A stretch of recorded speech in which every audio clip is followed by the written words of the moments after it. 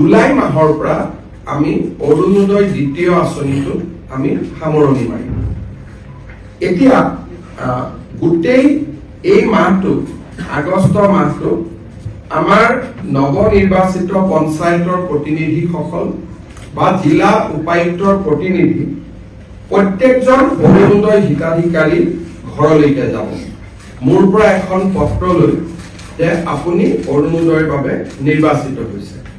আৰু অকল খালী পত্ৰখন দিবৰ কাৰণে অলপ বেয়া লাগে কাৰণে লগত এখন আমি সৰু কিতাপো পঠাইছো। যিখনৰ লগত এখন সৰু আমি কিতাপো দি পঠাইছো, যিহেতু এইবাৰ আমি কিতাপৰ বৰ্ষ পালন কৰি আছো। তাৰমানে 40 লাখ পৰিয়ালক এখন পঢ়িবৰ কাৰণে কিতাপো গৈ পাব।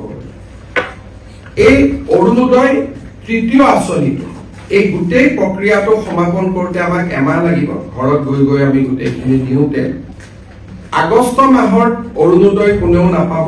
আমি ছেপ্টেম্বৰ মাহৰ 17 তাৰিখে প্ৰধানমন্ত্ৰী নৰেন্দ্ৰ মোদী ডাঙৰীয়াৰ জন্মদিনৰ দিনা উপজা দিনৰ দিনা আমি অৰুণোদয় তৃতীয় আঁচনিটো আনুষ্ঠানিকভাৱে আৰম্ভ কৰিম। আৰু অসমৰ ইতিহাসত 40 লাখ পৰিয়ালক সামৰি কেতিয়াও আগতে এনেকুৱা কোনো আঁচনি গ্ৰহণ কৰা হোৱা নাছিল।